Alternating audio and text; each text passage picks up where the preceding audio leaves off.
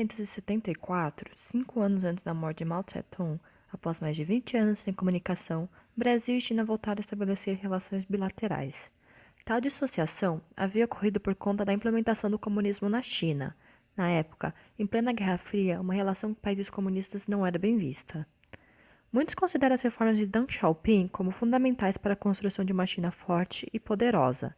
Dentre as reformas propostas, 4 modernizações se destacaram, focando nos setores da agricultura, ciência, indústria e forças armadas. Nesta época também são criadas as ZEEs, Zonas Econômicas Especiais, que funcionam como distritos, cidades, planejadas para receber instalações de capitais mistos, ou seja, locais para a abertura da economia chinesa. Brasil e China restabeleceram relações diplomáticas somente a partir de 1974, né? Porque antes disso, nós ficamos ali uns 10, 15 anos, né, com as relações cortadas, sobretudo por causa da ditadura militar, que tinha um viés ideológico, evidentemente não queria manter relações com o Partido Comunista. Aliás, uma das justificativas para o golpe foi essa reaproximação diplomática do Brasil com a China lá no governo do Jânio Quadros. Internacionalmente, a China começa a passar por um período de isolamento. Ela fica isolada tanto pelos Estados Unidos, com o bloco capitalista dentro da Guerra Fria, quanto pela União Soviética, porque eles passam durante os anos 60 em uma crise que ficou conhecida como cisão sino-soviética. Existe uma quebra de aliança dentro do movimento comunista internacional e faz com que a China tenha que procurar outros parceiros internacionalmente. Desde então, a evolução do PIB da China mostra o quanto o país cresceu economicamente. Em 1979, ano que Xiaoping entrou no poder, o PIB chinês era de aproximadamente 178 bilhões de dólares. Nos próximos 10 anos, o PIB teve um crescimento esplêndido de 95%, passando a 347 bilhões. O Deng foi responsável por iniciar um movimento de reformas no Estado que duram até os dias atuais, como o Estado começou a implementar diversas reformas em diferentes setores. Os anos 70 e os anos 90, eles são anos de umas reformas econômicas do meio internacional bastante importantes. Alguns argumentam que essas reformas chinesas foram feitas em razão de necessidades que apareceram conforme o país foi avançando em virtude de um setor público ineficiente, digamos assim. O próprio governo militar, em 74, vai restabelecer as relações diplomáticas com a China, mas economicamente a gente só pode pensar relações diplomáticas mais amplas, econômicas, quando a gente pensa a queda do comunismo real, por assim dizer, a queda da União Soviética, né? Então, somente a partir dos anos 1990 que a gente vai ter uma reaproximação diplomática e econômica entre o Brasil e a China, né? Então, acho que para valer mesmo, a gente pensa esse movimento a partir dos anos 1990, governo Fernando Collor, o governo Itamar, o governo Fernando Henrique, e a consolidação disso a partir do governo Lula, ali em 2003. No decorrer dos anos, as relações bilaterais foram cada vez mais se intensificando, ao ponto do Brasil ser reconhecido como parceiro estratégico global, sobretudo na área agropecuária. Isso possibilitou para que a China se tornasse a maior parceira do Brasil em 2009. A China possui uma vasta população, o que favoreceu e ainda favorece a venda de commodities brasileiros como a soja, minério de ferro e a carne bovina. Isso pode ser demonstrado pelas crescentes porcentagens de exportação entre os países. Em 2003, as exportações com destino à China representavam cerca de 4,2% do total que o Brasil vendia. Já em 2019, cerca de 28% das exportações tiveram como destino o país asiático.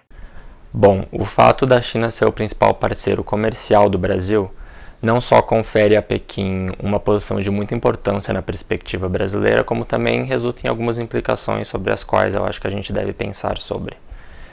Primeiramente, de uma perspectiva de curto prazo, é claro que ter um parceiro comercial da magnitude da China importa. O comércio exterior é uma atividade muito importante na economia brasileira e os chineses não só compram muito do Brasil, como também garantem um superávit comercial generoso ao nosso país. Nesse sentido, os números falam por conta própria. Se a gente olha, por exemplo, para os números do ano passado, dos mais ou menos 45 bilhões de dólares de superávit comercial brasileiro, quase 30 bilhões são fruto da nossa relação comercial com a China. Em paralelo com a situação de 2020, no começo do ano, o coronavírus já estava em alguns países e era de se esperar que as exportações caíssem em níveis drásticos. Contudo, a venda de produtos agrícolas para a China chegou a níveis elevados. No período entre janeiro e junho, a China foi responsável pela aquisição de cerca de 40% das exportações brasileiras, gerando em média 20,5 bilhões de dólares. Pode-se concluir que, ao mesmo tempo que a China é um grande mercado de commodities para o Brasil, o país sul-americano é um grande mercado para produtos manufaturados chineses, demonstrando um equilíbrio de dependência entre os países. O Brasil tem um grande mercado em potencial para produtos chineses, né? Querendo ou não, o Brasil é um país de muitas pessoas, é um grande país. Tem poucos países no mundo que tem bastante gente como aqui. Os grandes países são a China, a Rússia, a Índia, os Estados Unidos e a gente, que são países bastante grandes e que são mercados interessantes para grandes empresas, né?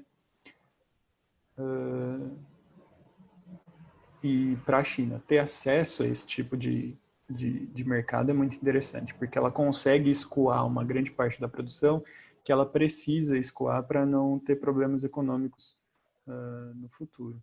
No entanto, não apenas os chineses passaram a se interessar pelo setor de serviços da infraestrutura, como também algumas empresas chegaram a entrar no leilão da linha laranja da CPTM em São Paulo. A linha seria construída e administrada por um consórcio privado. Entretanto, o leilão e a construção da linha não prosseguiram. Ainda buscando uma expansão de mercado, empresas de tecnologia como a Huawei e a Xiaomi viram no Brasil uma possibilidade de venda de seus aparelhos. A segunda é atualmente a terceira maior produtora de celulares do mundo, só ficando atrás da Samsung, marca coreana, e da Apple, marca americana. Além disso, a Huawei é uma forte concorrente ao mercado de 5G brasileiro.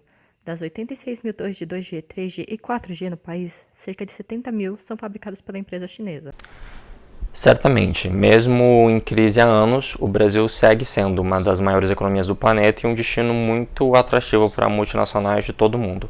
No caso específico da China, as empresas de lá que conseguem se expandir para o exterior, elas geralmente atuam em áreas nas quais a gente tem uma expressiva deficiência doméstica, como, por exemplo, tecnologias de comunicação, maquinário pesado, infraestrutura. O Brasil também é notório por ser um mercado difícil de acessar e, além disso, a gente já tem multinacionais de outros países atuando aqui nessas áreas que eu acabei de comentar.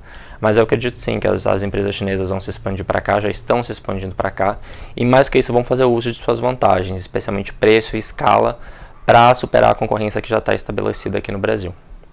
Na tabela, é possível ver que das 6 empresas listadas, 4 são chinesas. O país se tornou uma potência tecnológica, assim como a Coreia do Sul e o Japão. Assim, juntando os fatores de ascensão econômica, social, tecnológica e política, tem-se a base do milagre chinês formada e a explicação do envolvimento central com o Brasil.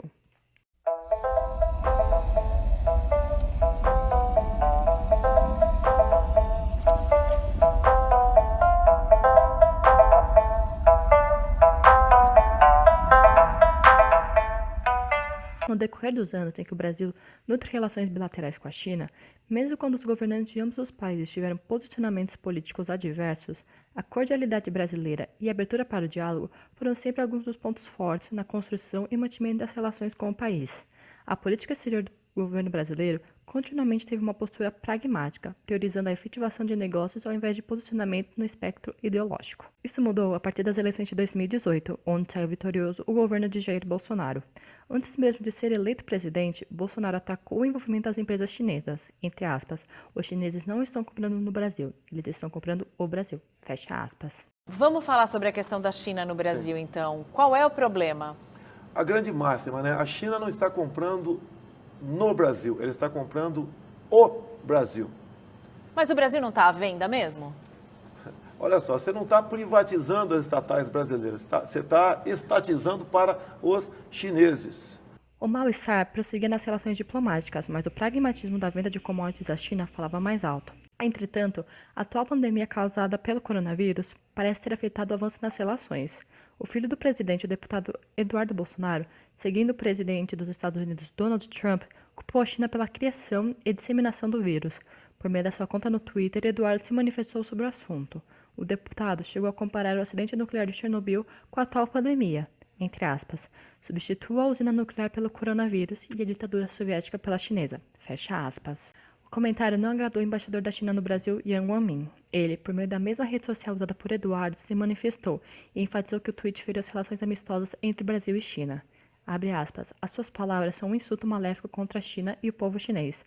Tal atitude flagrante anti-China não condiz com seu estado de deputado federal nem sua qualidade como figura pública especial. Fecha aspas. Outra pessoa que atacou gratuitamente a China foi o ex-ministro da Educação Abraham Weintraub. Ele chegou a satirizar o modo que os chineses falam português. Entre aspas, geopoliticamente, quem poderá sair fortalecido em termos legislativos dessa crise mundial?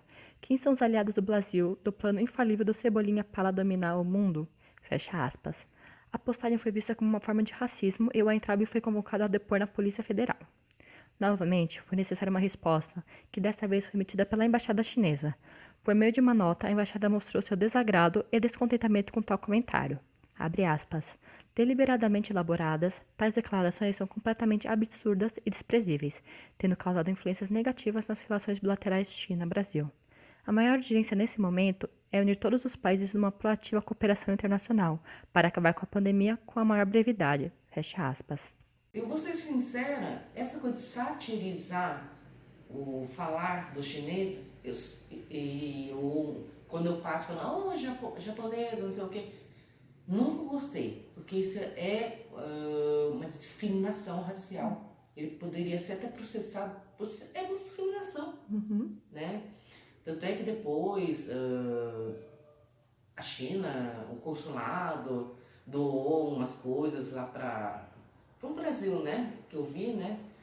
Mas eu acho que se o Bolsonaro e os filhos, que não sabem se posicionar, não sabem se posicionar politicamente, vai comprometer sim com a China. E não é vantagem para eles. Não é vantagem. Apesar de não serem pessoas ligadas diretamente às relações entre os países, tais comentários chegaram ao conhecimento de pessoas do alto escalão chinês. O presidente Bolsonaro precisou ligar para Xi Jinping, chefe do Estado chinês, para resolver a situação. Outro fator que de certa forma impacta as relações é a reaproximação do Brasil com os Estados Unidos, principalmente com o presidente Donald Trump. Durante anos, o país foi o principal parceiro econômico brasileiro, contribuindo para influenciar as decisões do Brasil. A ruptura das relações com a China durante a Guerra Fria é um exemplo. O cenário envolve os dois maiores parceiros do Brasil no meio de uma guerra comercial. A conclusão disso é que o alinhamento que o atual governo brasileiro tem com os Estados Unidos pode afetar o comércio com a China. Por um lado, de uma perspectiva simbólica, o posicionamento do Brasil sob o governo Bolsonaro demonstra um alinhamento entre Brasília e Washington, que vem justamente no momento em que as relações entre os estadunidenses e os chineses piora bastante. Isso pode acabar afetando a motivação dos chineses em se engajar com uma relação mais produtiva com o Brasil. Por outro lado, acho que é importante a gente lembrar que, pelo menos nas últimas décadas, os chineses têm sido bastante pragmáticos em suas relações exteriores. A cobertura que eu, por exemplo, vejo na mídia chinesa sobre o que está acontecendo no Brasil trata o que está acontecendo aqui em relação a esses posicionamentos governamentais como um fenômeno justamente de governo, portanto passageiro e não de Estado. Além disso, o Brasil é muito importante na perspectiva chinesa, e não só pela nossa posição de prominência aqui na América Latina, mas também pelo papel que a gente ocupa dentro da estratégia de segurança alimentar da China. Essas duas coisas em conjunto, na minha opinião, primeiramente a China tratar o que está ocorrendo aqui agora como um momento passageiro, como um fenômeno de governo, e essa posição de prominência do Brasil dentro da estratégia de segurança alimentar da China, essas duas coisas devem garantir que pelo menos no médio e no longo prazo as relações entre o Brasil e a China não devem ser afetadas a despeito desses posicionamentos do governo Bolsonaro e desse alinhamento com Washington. Outro fator que de certa forma impacta as relações é a reaproximação do Brasil com os Estados Unidos, principalmente com o presidente Donald Trump. Durante anos, o país foi o principal parceiro econômico brasileiro, contribuindo para influenciar as decisões do Brasil. A ruptura das relações com a China durante a Guerra Fria é um exemplo. E agora a missão China. Essa é a maior de todas as missões internacionais, e dessa nós com duas inovações. Uma, estamos levando 35 investidores internacionais, 35 empresas brasileiras para o contato direto com investidores internacionais. São 35 empresas de vários segmentos. A Patrícia Ellen vai ter a oportunidade de expor a vocês quais são os setores prioritários nesta viagem, quais são as empresas brasileiras que estão seguindo nessa missão para a China. Parte, inclusive, dos empresários já embarcou ontem e nós estamos embarcando hoje à noite. E o segundo fator inovador é a abertura do escritório da Invest São Paulo, em Shanghai, na China. No próximo dia 9 de agosto, começa a operar o nosso escritório, dirigido pelo Zé Mário Antunes, que foi diretor da Apex na China, com a consultoria do ex-embaixador Marcos Caramuru. O escritório também vai ser um ponto de apoio para as empresas brasileiras, localizadas em São Paulo, evidentemente, na exportação de bens, produtos e serviços. E apoiar o governo de São Paulo no programa de desestatização, que é parte significativa da agenda nessa relação com a China. Os governos estaduais também têm um papel muito importante nessa relação com a China. Então, São Paulo, por exemplo, eles abriram um escritório em Xangai ano passado. Então, cada vez mais os estados brasileiros têm atuado nessa relação e têm ganhado mais relevância, né? Então, acaba tirando um pouco o foco do governo federal, tira o foco do Bolsonaro, mas passa para os municípios, para os estados, que também fazem essa dinâmica dessa relação Brasil-China aumentar, né? O cenário envolve os dois maiores parceiros do Brasil no meio de uma guerra comercial. A conclusão disso é que o alinhamento que o atual governo brasileiro tem com os Estados Unidos pode afetar o comércio com a China. Um acordo em especial, de enorme repercussão política, despertou a intensa disputa com o governo federal. Foi o desenvolvimento da Coronavac, a vacina chinesa contra o coronavírus, em colaboração com o Instituto Butantan. Em resumo, no período entre 2003 e 2018, os chineses investiram cerca de 53,9 bilhões de dólares no Brasil. Hoje, o país recebe cerca de 55% dos investimentos.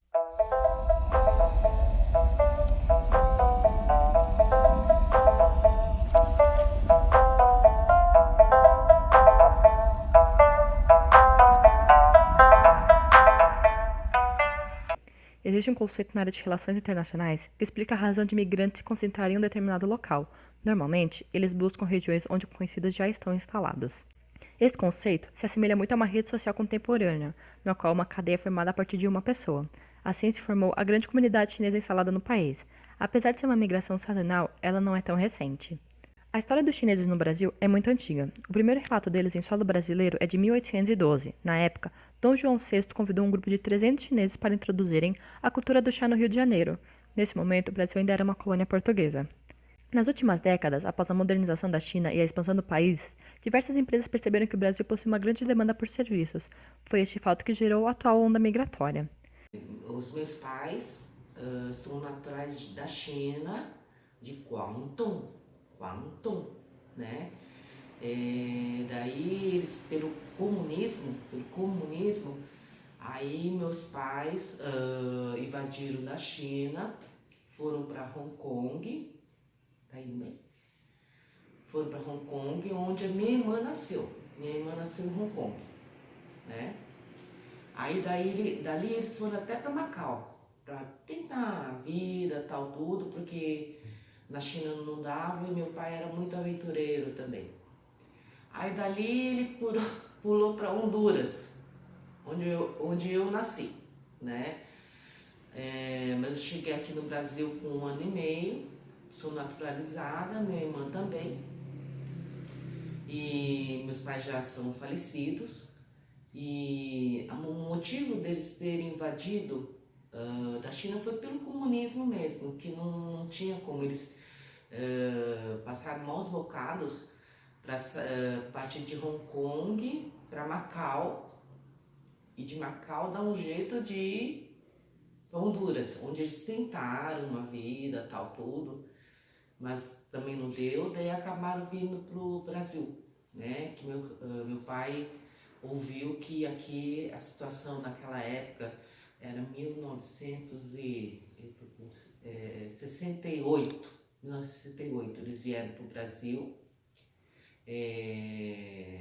montaram, ficaram um bom tempo sem condições e por empréstimo acabaram montando pastelaria. Na época era a época de pastelaria, né? E chegamos realmente a passar dificuldade, né?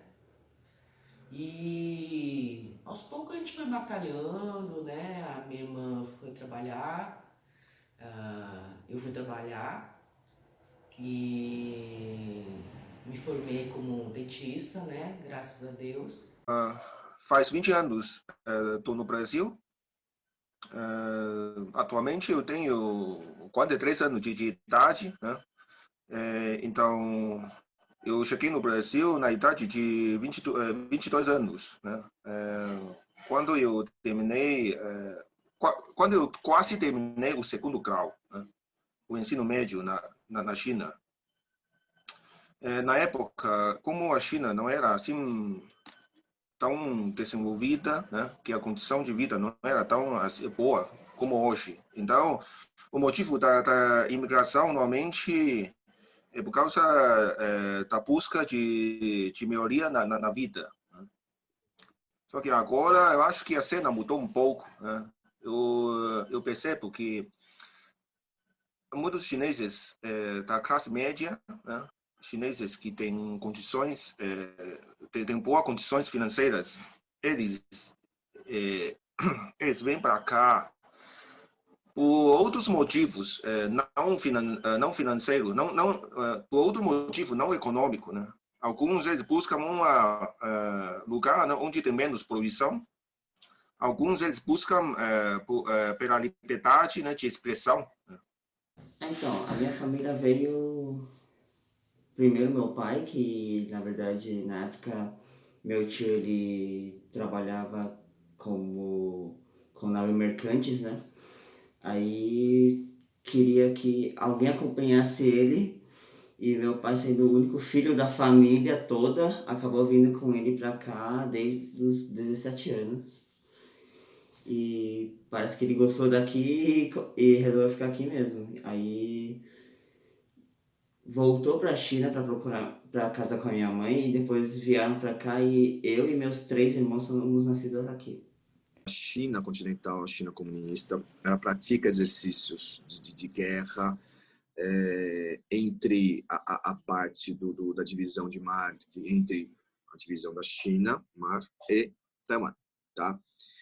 E nessa ocasião de 71, 72, estava se falando muito da invasão chinesa para a retomada da ilha de Taiwan, da ilha de Formosa. Consequentemente, meu pai colocou na cabeça o seguinte: bom, se houver invasão, infelizmente, meus filhos teriam que ir para a guerra. E naquela ocasião, eu tinha 9 anos, em 75, tá? Meus irmãos, um com 11 e outro com 13. Se houvesse alguma coisa em 76, os dois praticamente iriam ter que ir para o exército, servir o exército. Então, meu pai ficou naquela coisa assim, pô, peraí, eu vou perder 2 filhos, ou não, a gente não sabe, mas é melhor se preservar. Então, foi a situação que a gente pediu a vinda para cá, para o Brasil. Por quê? O Brasil é uma cidade, cidade não, é um país abençoadíssimo, isso eu falo até hoje para todo mundo. Gigantes como a Huawei, Xiaomi e AliExpress instalaram escritórios em terras brasileiras, onde já atuavam. Com isso, vieram seus funcionários e ainda comerciantes e profissionais liberais. Atualmente, o mercado de commodities, infraestrutura e tecnologia é o que impulsiona as relações migratórias. Os commodities são de suma importância para a economia brasileira, principalmente produtos do setor agropecuário. O país é conhecido como celeiro do mundo por uma razão. Hoje, o Brasil é o terceiro maior produtor de produtos derivados de animais. Eu acho que eles entenderam que para fazer negócio no Brasil eles têm que estar aqui presente, né? Eu acho que questão nossa burocrática, esse jeito de fazer negócio no Brasil tem que estar fisicamente aqui. Então eu acho que com o tempo eles aprenderam isso. Então a maioria das empresas de TI, por exemplo, que tem operação no Brasil, eles enviam alguém para cá, então alguém que fale português, que fale a língua local. Então acho que isso foi um aprendizado dos chineses a longo prazo e isso só tende a aumentar, né? Então cada vez mais empresas estão vindo para cá. Quando eles vêm para cá, vêm com parceiros, mas vêm com um chinês comandando também a operação, né? Então, acho que isso foi um aprendizado de longa data deles. A China já é o maior parceiro no Brasil já há mais de 11 anos, né? Desde 2009. Acho que o carro-chefe sempre foi a soja, seguido aí de perto pela proteína animal, né? Carne de frango, carne bovina.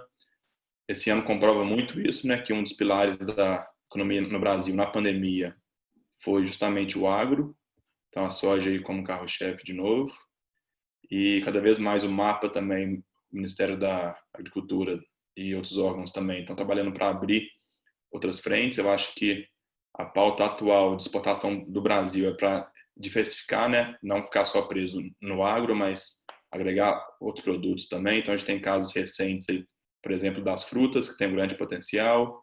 Então, acho que, se eu não me engano, em janeiro foi quando o melão foi habilitado para ser exportado para a China. Tem também os laticínios, foram habilitados ano passado. Então, acho que, gradualmente, está só aumentando o portfólio de produtos. Para a China, um aprofundamento nas relações com o Brasil é uma oportunidade de investir cada vez mais em diferentes áreas e aumentar sua zona de influência no país e na América do Sul.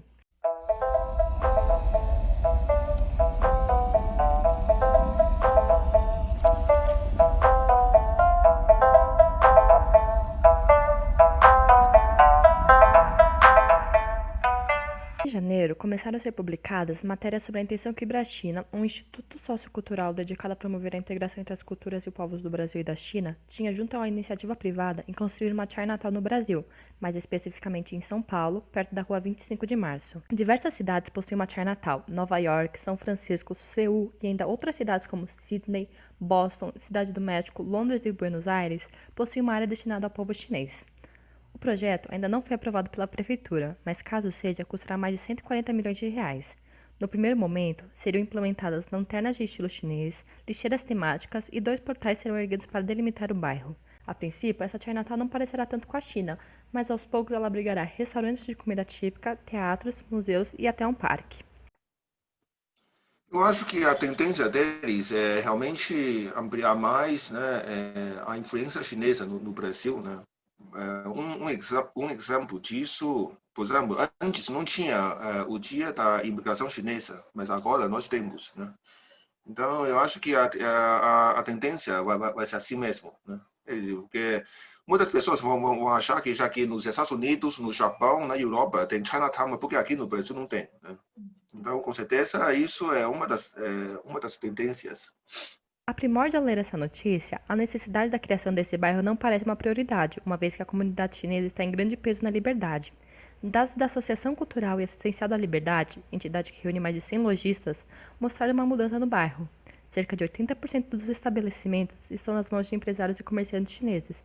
Assim, mesmo estando em peso no bairro, o lugar não pode ser considerado chinês.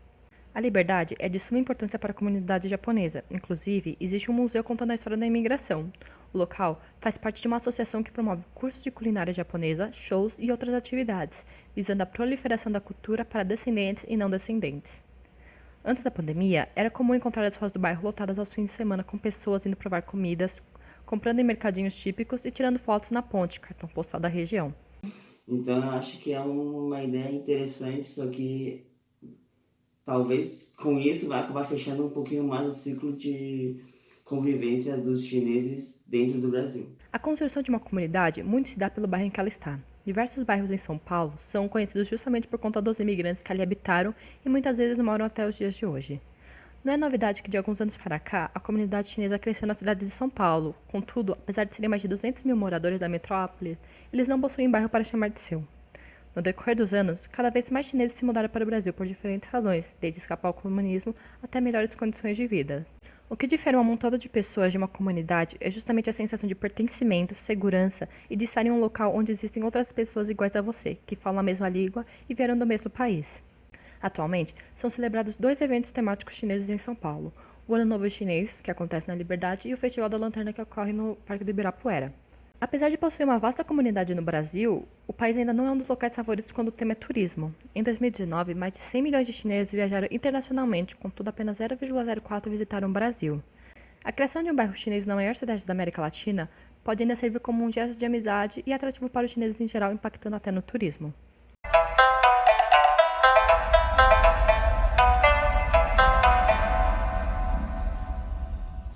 O avanço dos populismos de direita no Brasil, Estados Unidos e em outros países afetou as relações entre as nações. Contudo, a eleição de Joe Biden nos Estados Unidos pode ser considerada o começo do declínio da extrema-direita em um contexto global.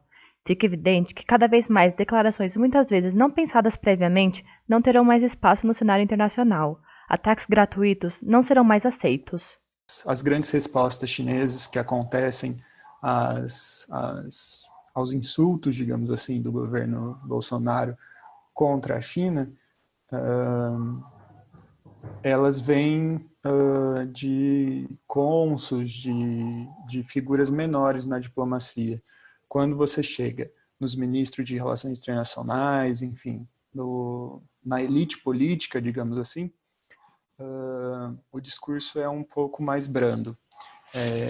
Eles têm uma visão de que, olha, calma, porque isso é um movimento muito recente e a gente está falando aqui de uma relação que vem sendo construída desde 93, então esse pode ser só um ponto fora da curva, sabe? Apesar de duas pessoas ligadas ao governo terem feito comentários infelizes, os chineses possuem a visão de que tais falas representam o governo atual, não o povo brasileiro. Apesar de terem sido bem compreensíveis, não podemos achar que uma vez atacados, os chineses não retaliarão.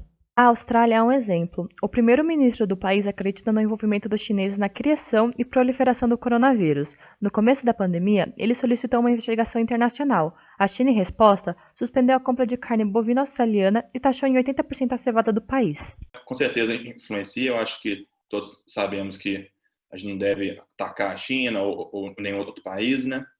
Mas também acho que vale ressaltar que o Bolsonaro diretamente não fez esses ataques, né? Tem sim algumas frases, alguns argumentos e tudo, mas nada que comprometesse a relação, né? A gente tem um caso, por exemplo, da Austrália, que o primeiro-ministro fez alguns ataques, a China retaliou a Austrália com sanções e tudo. Então, acho que caso isso acontecesse com o Brasil, ia ser muito, muito ruim, né? Porque a gente depende muito da China para exportação. Então, qualquer retaliação que tiver da China por questões como essas, acho que é de extremo malefício para a gente. É muito importante levarmos em consideração o modo que nossos políticos e pessoas ligadas a eles se portam, uma vez que suas falas podem nos afetar mesmo indiretamente. Com o intuito de diminuir a dependência em relação à soja brasileira, a China começou a exportar os grãos da Tanzânia. Precisamos levar em consideração que, durante a pandemia, a China foi o único país que o PIB não teve queda. De acordo com os economistas, o país irá ultrapassar os Estados Unidos como a maior economia do mundo. Pensando nesse cenário, é importante que intensifiquemos as nossas relações, mesmo o Brasil já sendo um parceiro econômico global. Ao mesmo tempo que o mercado de produtos brasileiros parece estar se abrindo, a concorrência também está se intensificando. É importante levarmos em consideração que o Brasil é um grande exportador e que até o momento nenhuma situação foi criada para gerar pânico entre as relações entre Brasil e China. Mas pelo atual andar das carruagens, os vínculos estaduais parecem ser muito mais proeminentes do que os nacionais. 掉落人间，你像丘比特赐予我的手心，靠在枕边，环绕过你天使般的脸，这感觉实在太危险，能否再对我温柔一点点，不忍心再带你去冒险。All I wanna do is put it around，我的心在小鹿乱转，从日落到清晨的月光，抱你到天亮，你轻轻一个